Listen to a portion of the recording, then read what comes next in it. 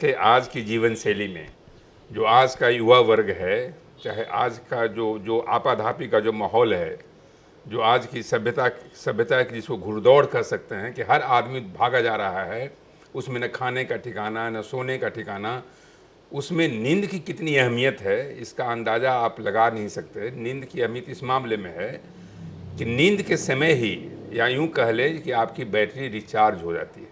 यानी कि जो भी मोबाइल वगैरह जो आप चार्ज करते हैं, दिन भर में मोबाइल काम करते करते थक जाता है तो उसको रिचार्ज की ज़रूरत पड़ती है। उसी तरह से आपके ब्रेन को रिचार्जिंग की ज़रूरत पड़ती है, फ्रेश होने के लिए उसके लिए नींद ज़रूरी है। और नींद का जो फेजेज होता है, जो साइकिल होता है विजय जी, वो rapid eye movement sleep, non rapid eye movement sleep. तो पहले ये दौर चलता रहता है, डेढ़ घंटा का इस तरह का दौर चलता है। तो सारे फेजेस का एक स्लीप के लिए होना एक बहुत ज़्यादा अहमियत रखता है, बहुत ही महत्वपूर्ण है। क्योंकि अगर, और जो एवरेज है, कोई ऐसा फिक्स नहीं है कि 8 घंटे सोना ही चाहिए, 7 घंटा सोना चाहिए, कोई कहता है 6 से 8 घंटे की नींद अमूमन औसतन एक अच्छी नींद मानी गई है, जिसमें आपके सारे शरीर के अवयव, सारे शरीर के तंतु आप फ्रेश हो जाते हैं, उनमें एक नई ऊर्जा का संचार हो जाता है, एक नई शक्ति आती है। सर, आपने फेजेज़ का ज़िक्र किया, तो साउंड स्लीप जिसको कहेंगे वो कौन से फेज में आता है? हमारे दर्शकों को बताया। जो 6 से 8 तो बता दिया आपने, लेकिन जो लोग 6 से भी कम सो पाते हैं वो क्या करें? मैं अब बताता हूँ आपको विजय जी कि साउंड स्लीप नाम की जो चीज़ है वो है कि कई लोग कहते हैं कि मैं स्वप्न देख रहा हूँ तो मेरी नींद पूरी नहीं हो पाती है। ऐसी बात नहीं है। जब आप रैपिड आई मूवमेंट स्लीप होता है, यानी कि जब आपकी आंखों की मूवमेंट देखिएगा कि जब रैपिड गति से चल रही है सॉरी, नींद के दौरान, तो उस समय इसको रैपिड आई मूवमेंट स्लीप कहते हैं। तो रैपिड आई मूवमेंट स्लीप में स्वप्न आता है, लेकिन वो भी गहरी नींद का परिचायक है। तो ऐसा नहीं है कि सपना आना आपके गहरी नींद का संकेत नहीं है। आप बहुत गहरी नींद में भी हैं, सपने भी आते हैं। नॉन रैपिड आई, तो आप जब 6 घंटा की नींद करते हैं, 6 से 8 घंटे की, तो उसमें सारे फेजेस नींद के पूरे हो जाते हैं। अब सवाल ये उठता है कि कम नींद लेने से और ज़्यादा नींद लेने से उसके दुष्परिणाम क्या हो सकते हैं।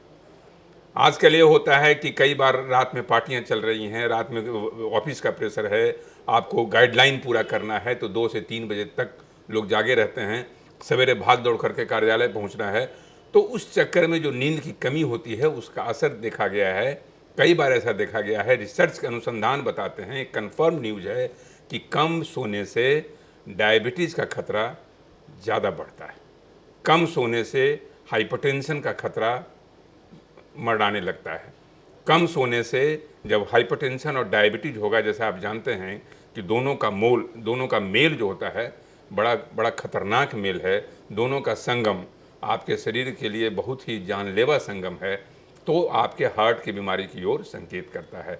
तो कई बार ऐसा देखा गया है कि कम सोने वालों में कालांतर में 8 साल 10 साल के बाद हार्ट अटैक का इंसिडेंस ज़्यादा हो जाता है।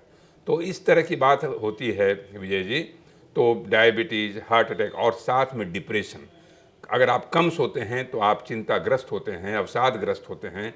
और कई बार देखा गया है, आजकल तो जितनी दवा कंपनी हैं वो नींद की गोलियों पर ही वो थ्राइव कर रही हैं। एक ज़माने में हम लोग देखते थे कि 10 साल 15 साल पहले नींद की गोलियां बहुत कम प्रेशर दिया जाता था, बहुत कम थ्रस्ट होता था दवा कंपनियों का। आजकल है कि चूंकि हर लोग नींद की कमी से परेशान हैं, तो एक ने एक दवाई, कोई एंग्जियोलिटिक दवाई, कोई डिप्रेशन की दवाई लोग ले रहा है ताकि नींद हमको अच्छी आ जाए, सुबह के सुबह उनको ताजगी महसूस हो। लेकिन इन दवाइयों के दुष्परिणाम भी बहुत ज़्यादा हैं। कोशिश ये करनी चाहिए कि नॉर्मल नींद लें, उसके लिए बहुत सारे तरीके हैं जो मैं आपको बाद में बताऊंगा। लेकिन नींद की अहमियत इतनी है कि 6 से 8 घंटे की नींद निर्बाध गति से मैं कहता हूँ इंटरप्टेड स्लीप नहीं, निर्बाध गति से जो नींद आप लेते हैं वो आपके स्वास्थ्य के लिए, आपके भविष्य के लिए बहुत ज़्यादा श्रेयस्कर है।